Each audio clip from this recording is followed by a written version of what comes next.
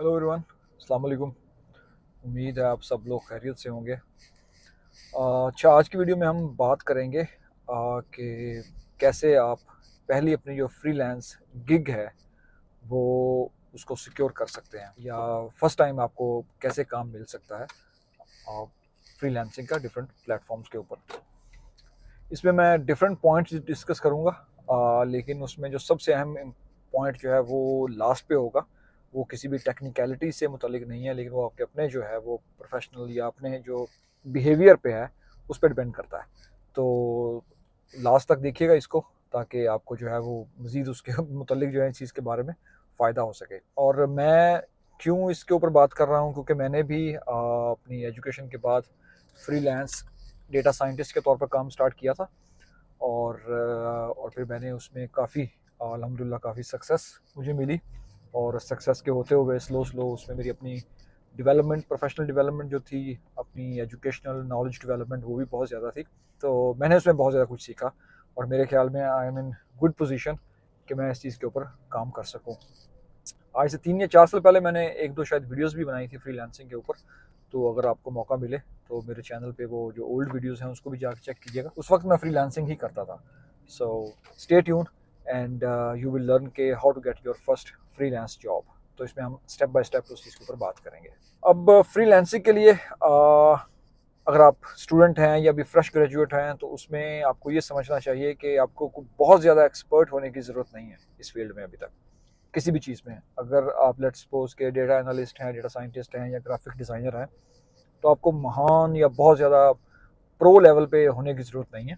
आपको इतना है कि बस छोटा छोटा काम जो है ना अभी आपको आता हो, और आपने अपना पोर्टफोलियो जो है उसके ऊपर बिल्ड करना शुरू करना है।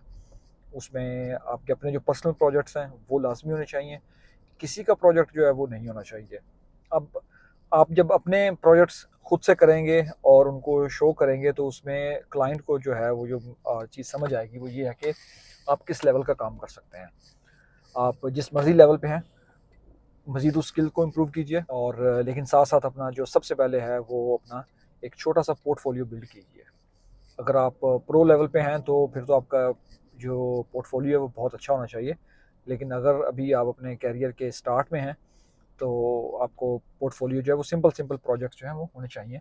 तो आपको एक छोटे लेवल का काम जो है मिल सकता है और आप उससे स्टार्ट कर सकते हैं। तो you don't have to be like a pro level. So choose one skill and develop some portfolio. जब पोर्टफोलियो आपका बन गया तो उसके बाद आपने देखना है कि कौन सा प्लेटफॉर्म बहुत ज़्यादा इन है या कौन से प्लेटफॉर्म पे सबसे ज़्यादा काम मिल रहा है।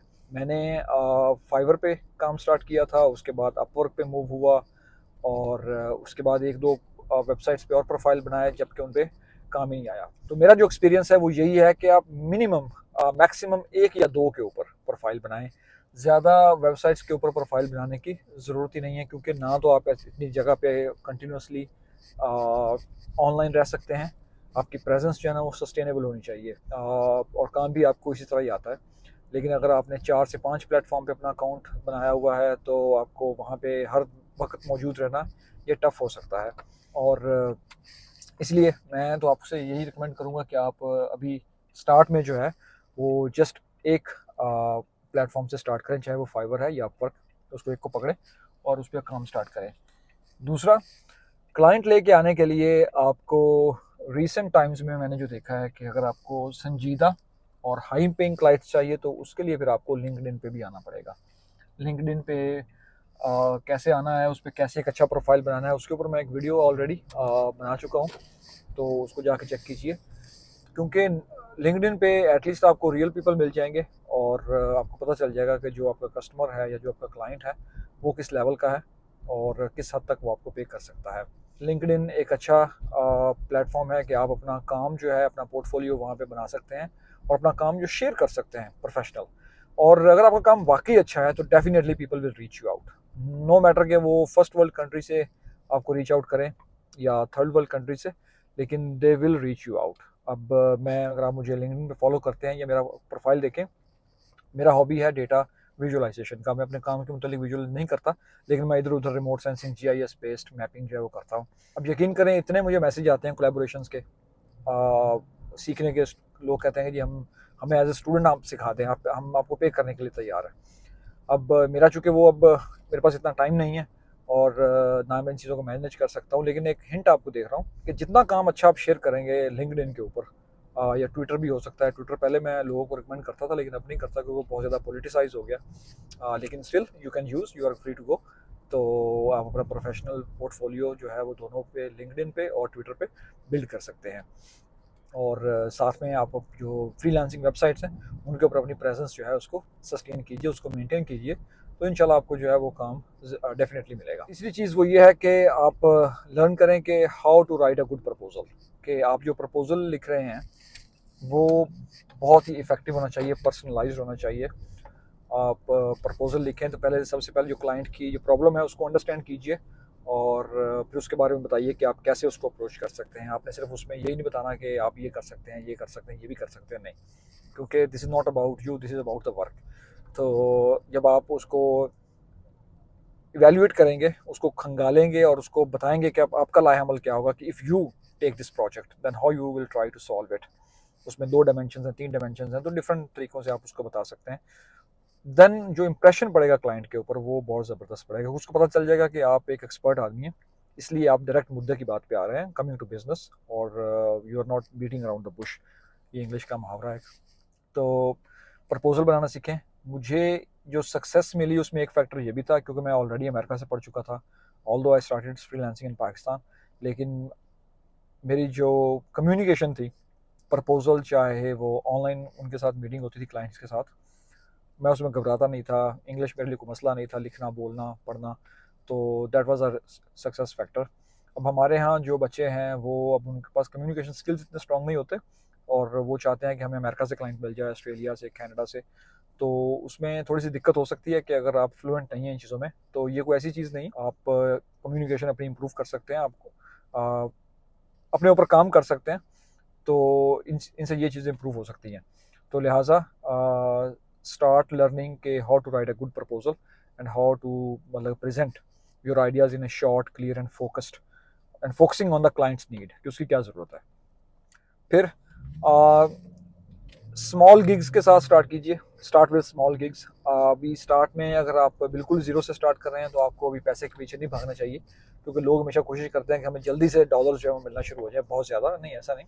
आपने चूंकि अभी अपना प्रोफाइल, अपना पोर्टफोलियो बिल्ड करना है, तो आपको छोटे छोटे प्रोजेक्ट्स, चंद पैसों में अगर ज़्यादा काम भी करना पड़े तो आपको करना चाहिए, क्योंकि आपने अभी ग्रैब करने हैं स्टार्स। अब रेटिंग जो है ये एक ऐसा मतलब टूल है जो इवेल्यूएट करता है कि आप कितने सक्सेसफुल हैं या कितने एक्सपर्ट हैं।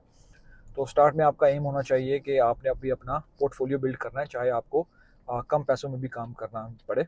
और अभी आप यंग होंगे, फ्रेश ग्रेजुएट हैं, अभी नए नए जॉब मार्केट में आ रहे हैं, तो यू कैन डू इट। आप you can spend like nights and days to build your portfolio, तो ये कोई इतना मुश्किल नहीं है। So aim for 5 star rating first, and not big money. अब लास्ट, जो मैंने पहले इस वीडियो के स्टार्ट में मैंने बात की थी कि कौन सी चीज़ है जो एक ऐसा फैक्टर है जो आपको इसमें, इस कैलकुलस में ऐड करना है, उसके बिना आपको सक्सेस नहीं मिल सकती, वो है सब्र और कंसिस्टेंसी। बी पेशेंट, जल्दी मत करें। और क्योंकि जो फ्रीलांसिंग है ये एक मैराथन है, ये एक लंबी दौड़ है, ये स्प्रिंट नहीं है कि 100 मीटर रेस है, मीटर की रेस है और आपने फ़ौरन से भागना है और फ़ौरन से आपको क्लाइंट आना शुरू हो जाएंगे। आपको बेतहाशा लोगों की कहानियां मिल जाएंगी जो कहते हैं कि हमने फ्रीलांसिंग स्टार्ट की लेकिन सक्सेस नहीं मिली, हमें वो काम नहीं आया, वगैरह वगैरह। उन्होंने टाइम का फैक्टर, पेशेंस और कंसिस्टेंसी का फैक्टर कभी इस कैलकुलस में जो था वो ऐड ही नहीं किया था। So that's why they could not succeed. लेकिन मैंने इसमें देखा है कि आपको कंसिस्टेंसी से और सब्र से, तहम्मुल से काम लेना पड़ता है। तो फिर जाके आपके पास वो महीने 2 महीने के काम वर्किंग करने के बाद और प्रपोजल्स और डजन्स ऑफ प्रपोजल्स जो है वो सेंड करने के बाद कहीं जाके आपको काम जो है वो मिलना शुरू होता है। फ़ौरन से आपको ना तो काम मिलेगा और ना ही आपको सक्सेस आएगी। सो थिंक अबाउट इट कि एक चीज़, जब भी आपको नया काम करना जाएँ, फ्रीलांसिंग नहीं है कोई भी, सब्र, तहम्मुल, कंसिस्टेंसी, डिटर्मिनेशन, डिसिप्लिन, ये वो चंद एक चीज़ें हैं जो आपको कामयाब कर सकती हैं आपके काम में। तो ये आप कहीं भी इसको अप्लाई कर सकते हैं। प्रपोजल्स सबमिट करें और एक प्लान बनाएं कि हमने 5 या 10 प्रपोजल्स डेली बेसिस पे सेंड करने हैं। जितने ज़्यादा प्रपोजल्स आप सेंड करेंगे उतनी ज़्यादा प्रोबेबिलिटी या चांस आपका जो है वो प्रोजेक्ट विन करने का वो बढ़ जाता है।